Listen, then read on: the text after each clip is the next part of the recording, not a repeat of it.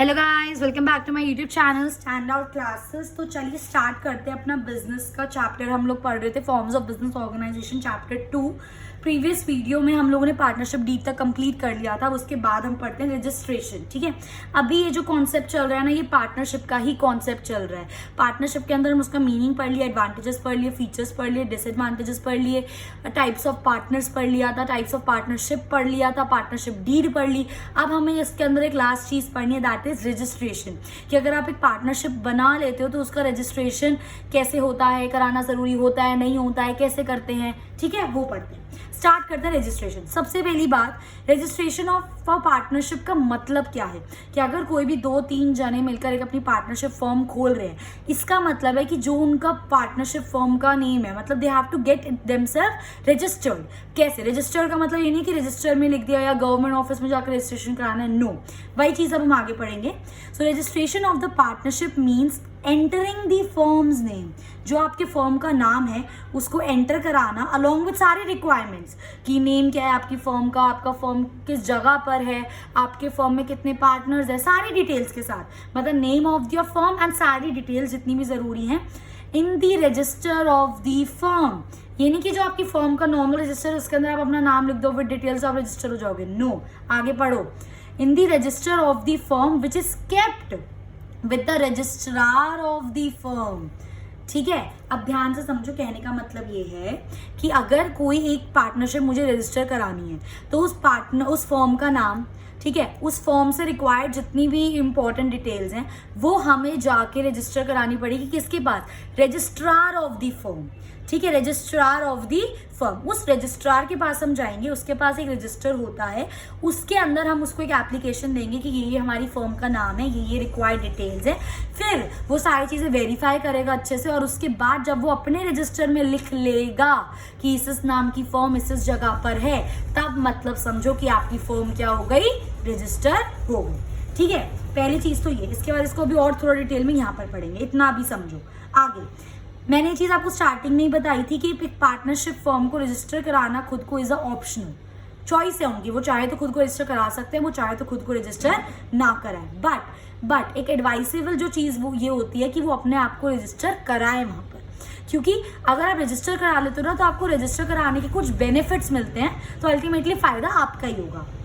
ठीक है, so if not registered then they are deprived of many benefits. अगर वो रजिस्ट्रेशन नहीं कराएंगे तो उनको बहुत सारे बेनिफिट्स से हाथ धोना पड़ेगा। बेसिकली उनको वो बेनिफिट्स नहीं मिलेंगे जो एक रजिस्टर्ड फर्म को बेनिफिट्स मिलते हैं। ठीक है, अब कॉन्सिक्वेंसेस उनको ना रजिस्ट्रेशन कराने के। पहला, जो एक अनरजिस्टर्ड फर्म होती है ना, जो उसके पार्टनर्स होते हैं अनरजिस्टर्ड फर्म के, ना ही वो कोई लीगल केस फाइल कर सकते हैं आपस में किसी पार्टनर के अगेंस्ट, ना ही वो कोई लीगल केस फाइल कर सकते हैं आपका फर्म के अगेंस्ट, और ना ही वो किस लीगल केस फाइल कर सकते हैं किसी रजिस्टर्ड पार्टनरशिप कंपनी के अगेंस्ट। समझ रहे हो मेरी बात? तो मतलब आप कोई लीगल केस फाइल कर ही नहीं सकते हो जब तक आप रजिस्टर्ड नहीं हो। So partners of unregistered firm can't sue. Suit का मतलब होता है केस फाइल करना अगेंस्ट एनी अदर पार्टनर। वो अपने आपस में पार्टनर के अगेंस्ट केस फाइल नहीं कर सकते, और ना ही वो फर्म के अगेंस्ट कोई केस फाइल कर सकते, क्योंकि उनकी जो रजिस्ट्रेशन नहीं हुई है, क्योंकि उनकी फर्म अभी तक रजिस्टर्ड नहीं है। अगर फर्म रजिस्टर्ड नहीं है, इसका मतलब वो लीगल नहीं है, अभी गवर्नमेंट के आई में वो चीज अभी नोटिसेबल नहीं है, तो इसलिए वो कोई केस नहीं फाइल कर सकते। Also they can't file case again, कोई थर्ड पार्टी के अगेंस्ट भी वो कोई केस फाइल नहीं कर सकते। कोई और आपकी पार्टनरशिप फर्म आ गई, उसके अगेंस्ट भी वो कोई केस फाइल नहीं कर सकते। ठीक है, सो ये चीज एक मेन ड्रॉबैक है। अगर आपकी फर्म रजिस्टर्ड नहीं होगी तो आप कोई भी केस फाइल नहीं कर पाओगे। So according to Indian partnership act 1932, partners may get the firm registered with the registrar. वही वाली चीज फिर से बता रही हूँ, under act Indian partnership act 1932 partners जो हैं वो अपनी फर्म को रजिस्टर कर सकते हैं with the registrar of the firm. किसके पास जाकर? जो उस फर्म का रजिस्ट्रार है, और वो कहाँ पर मिलेगा उनको? In the state in which the firm is situated. कहने का मतलब ये है कि जिस स्टेट में आपकी फर्म है, आप उस स्टेट के रजिस्ट्रार के पास जाओगे। फॉर एग्जाम्पल मेरी हरियाणा में फर्म है, ठीक है, अब हरियाणा में मेरे को अपनी फर्म खोलनी है और मुझे उसको रजिस्टर कराना है, तो हरियाणा के रजिस्ट्रार रजिस्ट्रार के पास मुझे जाना पड़ेगा, उसको एक लीगल एप्लीकेशन देना पड़ेगा कि भाई ये मेरी फर्म का नाम है, ये इस जगह पर लोकेटेड है, ये सारी ज़रूरी चीज़ें हैं। तो वो अपने रजिस्टर में फिर जब सब कुछ चेक करके लिख लेगा, तब समझो आपकी फर्म जो है वो रजिस्टर हो गई। ठीक है, इस चीज से हमें क्या पता चला कि रजिस्ट्रेशन करानी तो रजिस्ट्रार के पास ही है, रजिस्ट्रार ऑफ द फर्म, जो कि स्टेट का रजिस्ट्रार होगा, जिस स्टेट में हमारी फर्म है। ठीक है, which the firm is situated, और ठीक है which the firm is situated, it can be done at the time. अब ये जो रजिस्ट्रेशन है, या तो आप at the time of formation, जब आपकी जब आपकी फर्म बन रही है तब करा लो, या फिर जब आपकी फर्म स्टार्ट हो गई है, आपने काम वाम करना स्टार्ट कर दिया, आप ड्यूरिंग इट्स एग्जिस्टेंस भी उसको रजिस्टर करा सकते हो। ठीक है, उसके बाद आता है आपका प्रोसेस ऑफ रजिस्ट्रेशन। ठीक है, कि किस तरीके से हम लोग रजिस्ट्रार के पास जाएंगे, उसका प्रोसेस क्या है। सबसे पहली चीज, submit application to the registrar. हम लोग रजिस्ट्रार के पास गए, हमने उसको एक एप्लीकेशन दी। उस एप्लीकेशन में क्या लिखा था, फर्म का नाम, फर्म में कितने पार्टनर्स हैं, किसने कितनी कंट्रीब्यूट करी है कैपिटल, फर्म किस जगह पर है आपकी, सारी चीजें उसके अंदर लिखी हैं। और वो जो एप्लीकेशन आपके रजिस्ट्रार के पास जा रही है, वो सारे पार्टनर से क्या होनी चाहिए, साइन होनी चाहिए। It should be sign by all the partners. ठीक है, अब हम गए और हमने वो जाके डिपॉजिट करा दी रजिस्ट्रार को। अब रजिस्ट्रार वहां पे समाज सेवा तो कर नहीं रहा। ठीक है, जब आप रजिस्ट्रार के पास जाके अपनी एप्लीकेशन दोगे तो आपको उसको क्या देनी पड़ेगी, उसकी फीस देनी पड़ेगी। तो हमने एप्लीकेशन दे दी, then deposit the required fees to the registrar. ठीक है, फीस दे दिया। अब उसके बाद रजिस्ट्रार का काम है, रजिस्ट्रार सारी चीजें वेरीफाई करेगा कि सच में आपकी फर्म इस जगह पर है या नहीं है, सच में आपकी फर्म में इतने पार्टनर्स है या नहीं है। ऑब्वियस ही बात है, कोई भी चीज रजिस्टर होने से पहले वेरीफाई होगी। ठीक है, सो आफ्टर अप्रूवल, जब रजिस्ट्रार को तसल्ली हो जाएगी कि हाँ ये जो डॉक्यूमेंट में चीजें लिखी हैं सब कुछ सही है, ठीक है, registrar make the entry in the register. वो अपने रजिस्टर में नाम लिख लेता है फर्म का कि हाँ ये फर्म अब रजिस्टर हो चुकी है, और वो क्या दे देगा आपको, सर्टिफिकेट ऑफ रजिस्ट्रेशन। आपको एक प्रूफ मिल जाएगा कि आपने अपनी फर्म को रजिस्टर करा लिया। सिंपल सा प्रोसेस है। ठीक है, सो ये होता है रजिस्ट्रेशन होता क्या है, प्रोसेस क्या होता है, और एक फर्म को रजिस्टर होना क्यों जरूरी होता है। और हमेशा ये एडवाइसेबल होता है कि फर्म को अपने आप को रजिस्ट्रेशन करा लेना चाहिए। ठीक है, तो ये हमारा टॉपिक अब यहाँ पर खत्म होता है पार्टनरशिप का। नेक्स्ट हमारा type of form of organisation आती है आपकी कोऑपरेटिव सोसाइटी। क्या होती है कोऑपरेटिव सोसाइटी, ठीक है, इट मीन्स वर्किंग टुगेदर। मतलब जब 3-4 लोग, 3-4, 5 कितने भी लोग जब एक साथ काम कर रहे हैं एक कॉमन पर्पस के लिए, एक ही पर्पस है उनका, एक ही एम है उनका।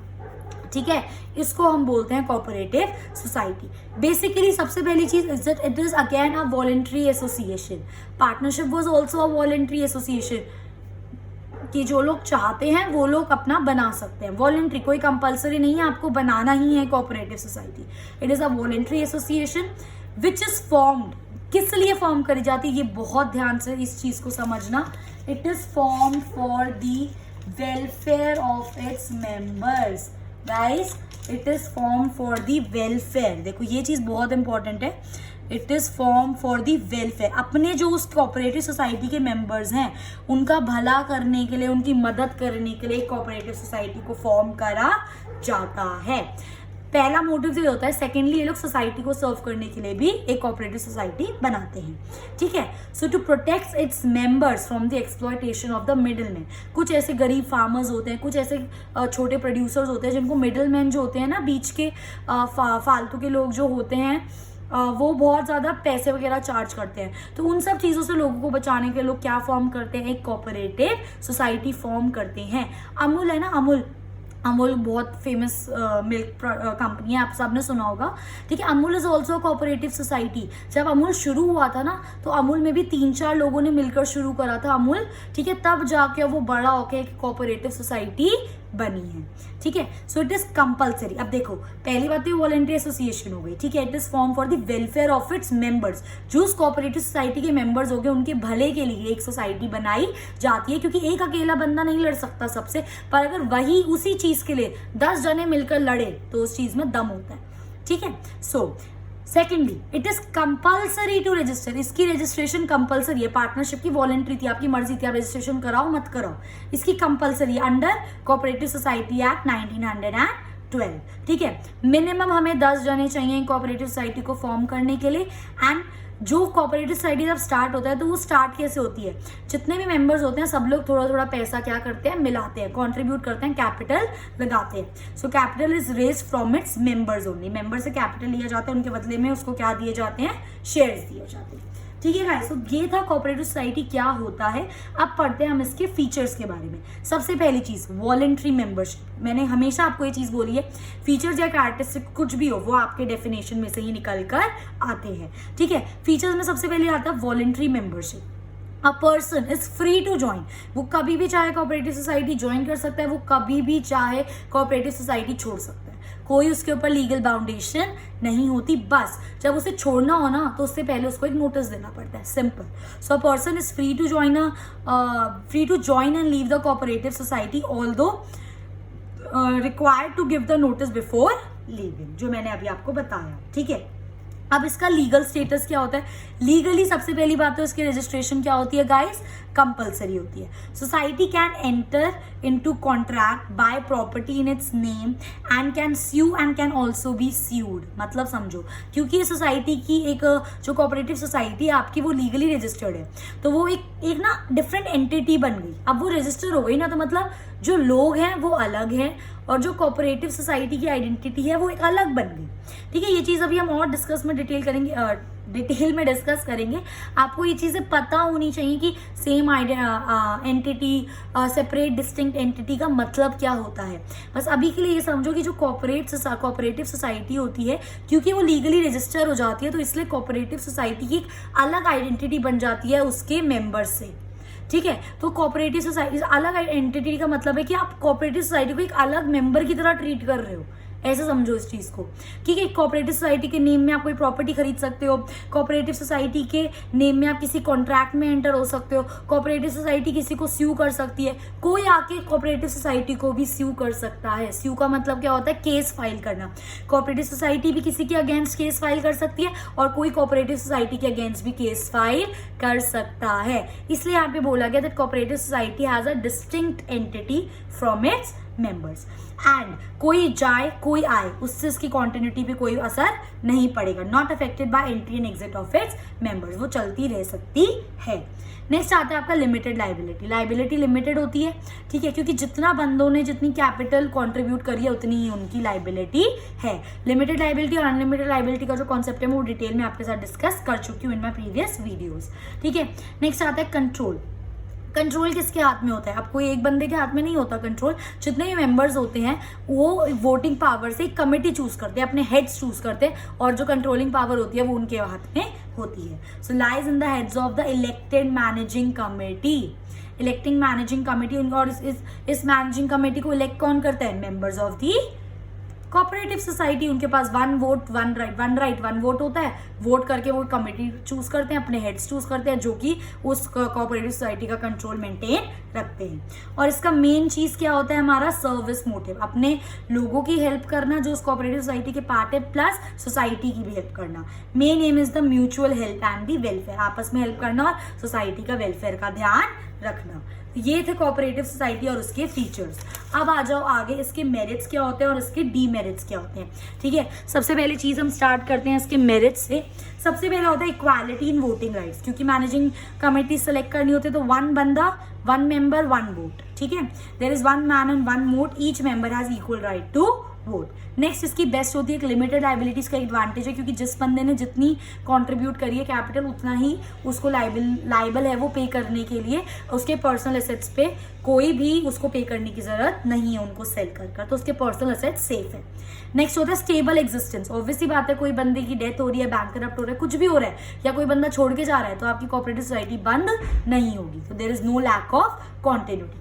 नेक्स्ट होता है economy in operation. Economy in operation कैसे, कि one of their motive is is to serve to the society to reduce the middleman. Economy in operation का मतलब हो गया गाइस कि जो वो काम कर रहे हैं ना, वो हर चीज़ का ध्यान रखते हुए कर रहे हैं, ज़्यादा एक्सपेंसिव काम नहीं कर रहे हैं। तो it is economy in operation, मतलब ज़्यादा खर्चा नहीं है आपको एक कोऑपरेटिव सोसाइटी को चलाने के लिए, क्योंकि इनका मेन मोटिव है सोसाइटी का भला करना। तो ये मेनली क्या चाहते हैं कि फॉर एग्जाम्पल ये कंज्यूमर है, ये होलसेलर है, बीच के जितने भी मिडल मैन है ना उनको एलिमिनेट कर दो, तो ताकि जो आप होलसेलर से सामान खरीद रहे हो वो सस्ते से सस्ते में किसको मिल सके, कंज्यूमर को मिल सके।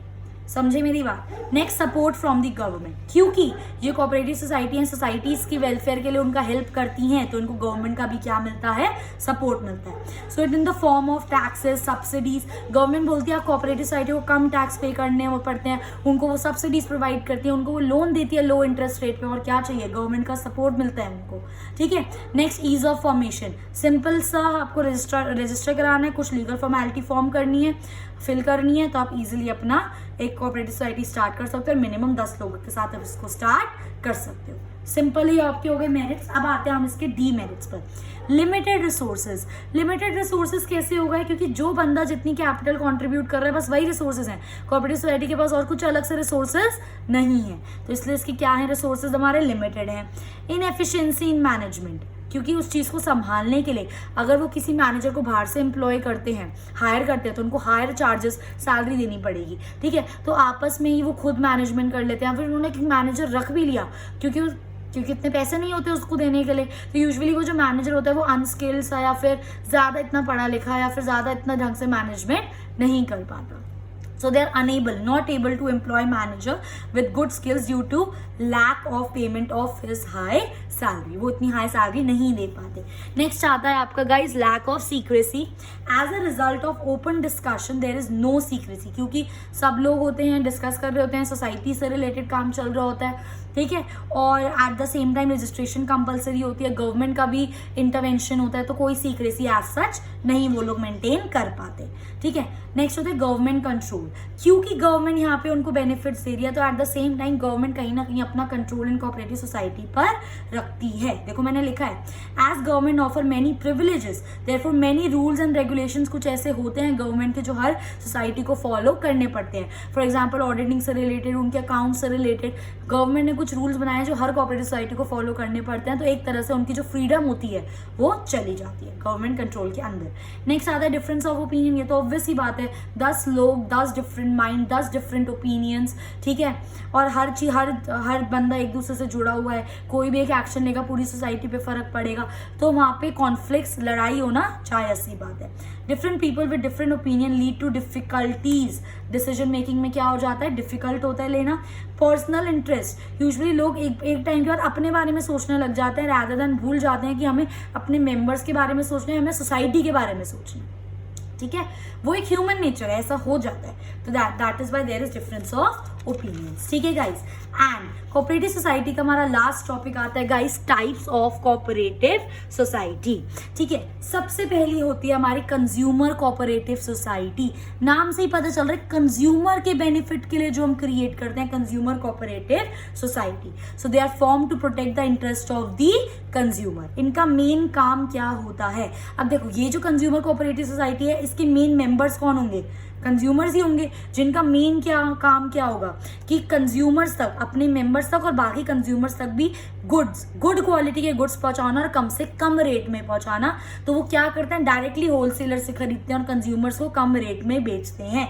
बेसिकली मिडिल मैन की कॉस्ट को वो क्या कर देते हैं, कम कर देते हैं। ठीक है। So the member of society wants to get good quality of product और रीजनेबल प्राइस। ऑब्वियसली बात है, ये सोसाइटी क्यों बनाई गई है, लोग क्यों जुड़े हैं, ताकि उनको गुड क्वालिटी ऑफ प्रोडक्ट्स मिले eight reasonable price. So they eliminate the middleman को हटा देते हैं, गुड्स बल्क में खरीदते हैं और फिर कंज्यूमर्स को रीजनेबल प्राइस पर सेल करते हैं। तो ये होती है हमारी कंज्यूमर कोऑपरेटिव सोसाइटी। नेक्स्ट होती है मेरी प्रोड्यूसर्स कोऑपरेटिव सोसाइटी। नाम से ही पता चल रहा है जो प्रोड्यूसर्स के लिए बनी है, मतलब छोटे छोटे प्रोड्यूसर्स जो मिलकर एक कोऑपरेटिव सोसाइटी बनाते हैं उसको क्या बोलते हैं, प्रोड्यूसर कोऑपरेटिव सोसाइटी। अगेन ये किस लिए फॉर्म होती है, to protect the interest of the small producers का इंटरेस्ट को प्रोटेक्ट करने के लिए। अब इसके मेंबर्स क्या चाहते हैं, वो प्रोड्यूसर हैं सारे जो भी इसके मेंबर्स हैं, तो वो प्रोड्यूसर्स चाहते हैं कि जो उनको इनपुट, जो उनको रॉ मटेरियल मिले अपनी प्रोडक्शन करने के लिए वो रीजनेबल रेट पर मिले, वो ज़्यादा महंगा ना मिले, ताकि वो अच्छे से अपनी प्रोडक्शन कर पाए। तो ये उनका मेन एम होता है। So the member wants to desire to buy input buy करना एट अ रीजनेबल प्राइस ताकि वो प्रोडक्शन कर सके। सो बेसिकली ये लोग एक साथ मिलकर, कोई बड़े सेलर्स होते हैं, बड़े कैपिटलिस्ट होते हैं, उनसे फाइट करते हैं कि भाई नहीं, हमें इतना महंगा रॉ मटेरियल नहीं, हमें रीजनेबल रेट पे रॉ मटेरियल दो। क्योंकि पता है जितना ज्यादा महंगा रॉ मटेरियल खरीदेंगे उतनी ज्यादा उनकी कॉस्ट ऑफ प्रोडक्शन बढ़ जाएगी, जितनी ज्यादा कॉस्ट ऑफ प्रोडक्शन बढ़ेगी उतना प्रॉफिट उनका कम हो जाएगा। ये सारा थोड़ा इकोनॉमिक्स लगेगा यहाँ पे। अभी जब हम इको की वीडियोस और आगे बनाएंगे आपको ये सब चीजें समझाएंगे। तो society fights with the big sellers के साथ वो लोग लड़ते हैं ताकि अपनी उनकी बार्गेनिंग पावर मतलब सस्ता करवाने की पावर अच्छी हो और वो अच्छे से अपनी प्रोडक्शन कर सके। ठीक है, तो एक तो हो गया प्रोडक्शन अपना अच्छे से बनाना, इनपुट्स को खरीद कर सस्ते में अच्छे से प्रोडक्शन करना। एट द सेम टाइम ये प्रोड्यूसर्स कभी कभार जो प्रोड्यूस कर चुके होते हैं ना, उसको भी आपस में एक दूसरे से खरीदते हैं फर्दर सेल करने के लिए। आई मेरी बात समझ? ठीक है गाइस, नेक्स्ट है हमारी marketing cooperative society. Marketing cooperative society is basically form करी जाती है टू हेल्प दी प्रोड्यूसर्स। अब देखो प्रोड्यूसर्स ने बना तो लिया, अब उनको सेल भी तो करवाना है ना, उसके लिए कौन सी मार्केट कोऑपरेटिव सोसाइटी फॉर्म करी जाती है? Marketing cooperative society, to help the producers to sell their products. ठीक है, members are basically the producers. Obviously members कौन होंगे? प्रोड्यूसर्स ही होंगे जो अपना सामान बेचना चाहते हैं eight a reasonable price. So the production the output of all the members the pool कर लेते हैं। अब क्या करते हैं, ध्यान से समझना, बहुत सारे डिफरेंट हमारे स्मॉल प्रोड्यूसर्स हैं इसके अंदर, उन्होंने प्रोड्यूस कर रखा है। अब उन्होंने क्या करा, जो उनका आउटपुट था बेचने का सामान, उनको मिक्स कर लिया, उनको पूल कर लिया और वो मिक्स करके एक साथ सबको सेल कर रहे हैं, अलग अलग ना करके एक साथ सेल कर रहे हैं। They pool the output of all the members. ठीक है, और जो भी उससे अलग अलग आपकी एक्टिविटीज हो गई, जैसे transportation, warehousing, auxiliaries to trade, जो भी हो गया, मैंने आपको पढ़ाया है ये सारा। ठीक है, वो सारा फिर उसका कॉस्ट बच जाता है। अलग अलग producer transportation, warehousing, packaging करेगा, क्या फायदा है?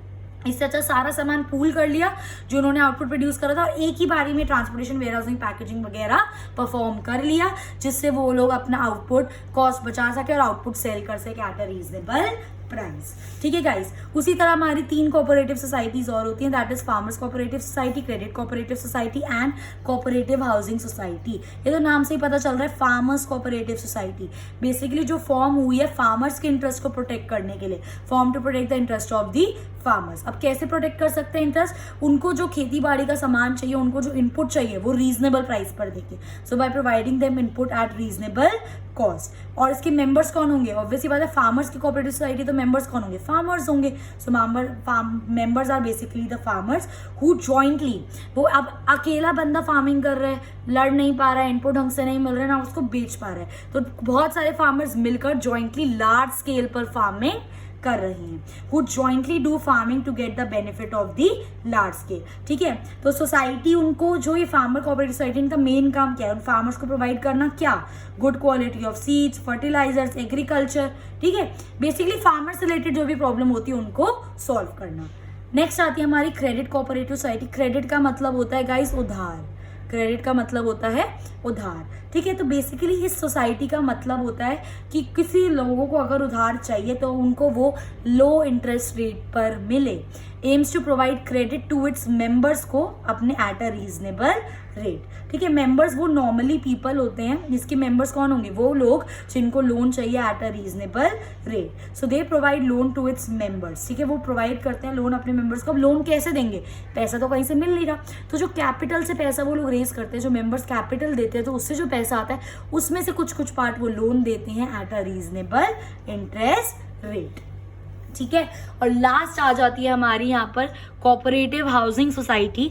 नाम से ही पता चल रहा है कोऑपरेटिव हाउसिंग सोसाइटी। बेसिकली इसमें वो मेंबर्स, वो लोग होते हैं जो अपना हाउस बनाना चाहते हैं, जो अपना खुद का घर बनाना चाहते हैं, but at very reasonable price. So are form to help the people जिनके पास लिमिटेड इनकम कम है और they want to construct their own house. ठीक है, इनके मेंबर्स कौन होंगे? Members are those who want to have their own house, जिनको अपना खुद का घर चाहिए एट अ लो कॉस्ट। सो उनका मेन एम क्या है? उनको घर प्रोवाइड करना। और पैसे कैसे? मतलब जब फॉर एग्जाम्पल इसने मुझे एक घर दिया, अब वो लोग ये भी बोलते हैं कि आप एक साथ पैसे मत दो पूरे घर के, आप इंस्टॉलमेंट में थोड़ा थोड़ा पैसा दे सकते हो। सो बेसिकली जो लोग चाहते हैं उनका खुद का घर हो, उसके लिए, और वो इतना अफोर्ड नहीं कर सकते एक साथ पैसे, तो उसके लिए क्या फॉर्म करी गई है? Cooperative Housing Society. So I hope guys this video was very helpful for you. If you like my video, अगर थोड़ी सी भी help करी इस video ने आपकी, so please do like, share with your friends and subscribe. And thank you for watching. Keep studying.